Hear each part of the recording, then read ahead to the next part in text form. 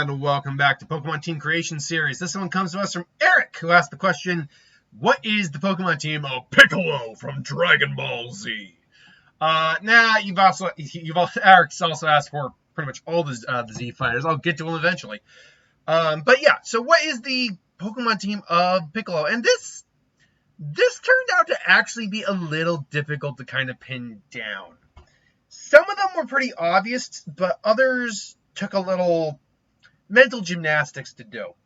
So, for example, I had to, and we'll go with the first mod immediately here. I had to make a choice. Do I want to deal, because Piccolo's relationship with Kami is essential to Piccolo's character and his ultimate re-merging with Kami. Technically speaking, Piccolo wasn't Piccolo anymore after he merged with Kami. He just kept going by Piccolo because that's what everyone knew him by. But the question becomes, like, do I do Piccolo a Pokemon that represents him merging back with Kami, or do I do a Pokemon that represents that he and Kami are two halves of the same coin? Because I couldn't really do both. There was no real way to do, because there are Pokemon that are essentially the yin and yang to each other. Spoilers. But there are also Pokemon, there are very few Pokemon that just are two halves of the same whole come together to make a new whole. There are very few Pokemon that are like that. And so ultimately, Zekrom made it on the team as the representation of Piccolo as he was upon his initial birth. He was the opposite side of Kami. And Reshiram represents truth. Zekrom represents ideals. Piccolo definitely was the more idealistic, more rebellious one, whereas Kami was the one who was a lot more grounded and focused on the truth of the situation. So Zekrom being on the team, I think, makes the most sense, at least in terms of that representation. But what about Piccolo's actual heritage? After all, Namekians are a proud race of people. That means he doesn't have a penis, Vegeta. Eunuchs. But no, they're not demons, obviously. They're slug aliens. So I'm like, cool, great, let's do a slug. You would be shocked. You think that just about every type of Pokemon, like creatures, have been turned into Pokemon. We're not even close, folks. There are a buttload of creatures out there that have not been turned into Pokemon. You would be shocked to learn that, take out Slugma and Magcargo, there is no true slug-based Pokemon. Now, I did obviously find something that wasn't Slugma or Magcargo, but there isn't a Pokemon that's actually just straight a slug. There's no bug gastropod Pokemon. What we do have, though, given the fact that Piccolo is also very powerful, is Goodra. Goodra is a dragon that is based off a slug. You have Gumi, Slugoo, and Goodra. I went with Goodra again because, again, powerful. Piccolo is very strong. He's one of the strongest fighters on the planet, especially now when you got given the orange form. But yeah, it's just... Game Freak, get on that. We need an actual slug, or slug/snail, not just Magcargo or Slugma, which I can't even remember where you find those in Silver and Gold. Well, I don't know why it's just I'm racking it through my brain right now. Like, I remember Houndour is found in Kanto, same with Murkrow, which was stupid. As much as I love Gen 2, and I do, I'd even argue that I have a coworker, we talk Pokemon all the time, but I think it is by far his favorite generation, hands down. But even he, I think, would agree that one of the few real problems from a design standpoint in Gold and Silver Johto is the fact that you cannot find certain Pokemon until after the end of the game, or after the end of the main game. Like, why? Like, seriously, why? So I'm sidetracking right now, but where can you find Slugma? And I know you can't find wild Magcargos. And I remember Slugma, I believe, could be found in Gen 3, no problem. I'll admit, though, Slugma is having a grayish silver shiny is pretty good, though. So let's see, the Fiery Path and Ruby, Sapphire, Heart Gold, Soul Silver, Stark Mountain. You sons of bitches, you did it again. Oh, that's Stark Mountain. Sorry, I'm thinking Heart Gold, Soul Silver. We're at 16, 17, and 18. Correct me if I'm wrong, but isn't that in Kanto? So it was another Pokemon you could not get until the main game was done. Anyway, I'm talking about Slugma and Magcargo when we're talking about Goodra. Goodra makes sense. It is based. It's not an actual slug, but it's based very much off a slug. It's humanoid too, which works a bit more in Piccolo's favor versus Slugma and Magcargo. So there you go. Next, whenever a Z Fighter is on screen or is used in the series, I need a martial arts based Pokemon. In fact, if I can do multiple, that's great. But I need a Pokemon that is a fighting type, but specifically a martial arts fighting type. Like, there are plenty of fighting types out there, but many of them are fighting more as either necessity or because of just like a rough and tough brawler style. Like, for example, the Scrappy line is more based off like, hoodlums and punks than actual like fighters. But they're still fighters because they're rough and tough and they get into fights. Other Pokemon like a Machamp, a Hitmonchan, Mienshao, and the Pokemon we have here are actual martial artists learning an actual style. So I went with Urshifu, particularly Rapid Strike, because, again, no Z Fighter is like that slow, methodical, throw a punch kind of fighter. No, they are martial artists. They are fighting high velocity speeds, blocks, kicks, dodges, parries, punches, all that, counters. So Urshifu makes the most sense. Another fighting type that made the team, but for a very different reason, is Mienshao. As I said, now, Mienshao is more of a martial arts-based Pokemon, but this Pokemon actually is on the team for a very different reason. And that's because it is a representation of one of Piccolo's core abilities, and that is his ability to regenerate.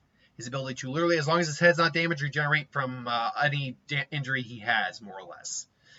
And Regenerator is a legit Pokemon ability. So I went and looked for the Pokemon that have this ability. There aren't a huge amount of them, but there are some. And Mienshao, I felt, among them was the best representation for the team on that level. So Mienshao made it on the team. Next, I wanted something that represented the orange Piccolo transformation. And I knew immediately when we were going for something like that, it had to be something that had Mega Evolution. Because it is a transformation. Transformations, Mega Evolution just makes the most sense when you're talking about that. Hypothetically, could I have gone with like a Gigantamax?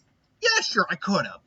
But I feel like in terms of the course of a battle, this just makes more sense. So for that, I'm looking through all the Mega Evolution. I'm like, nothing's really working. And I ultimately went with Mega Sceptile. Mega Sceptile is a grass dragon type. Obviously, it's Sceptile getting a Mega Evolution. It's green, which fits Piccolo. Now, you might be saying, well, orange Piccolo is orange. Well, there's some orange right on there, so there you go. But more to the point, it was the one that I think fit the best. Piccolo was given his transformation enhanced abilities by the dragon. So it being a dragon type, there's a little symbolism in there. Plus, because of its tail rocket, I felt it was at least kind of representing Piccolo's special being Kin, or Masa and Capo, as it's called. So I thought this one works. This is one where you might be able to think of something different, I think. Last but not least, a trait of Piccolo that's been just further capitalized on as the series has progressed is the fact that Piccolo actually gets along very well with kids and children. Particularly, he ultimately becomes the second father figure, depending on who you ask, the primary father figure of Gohan. His raising of Pan.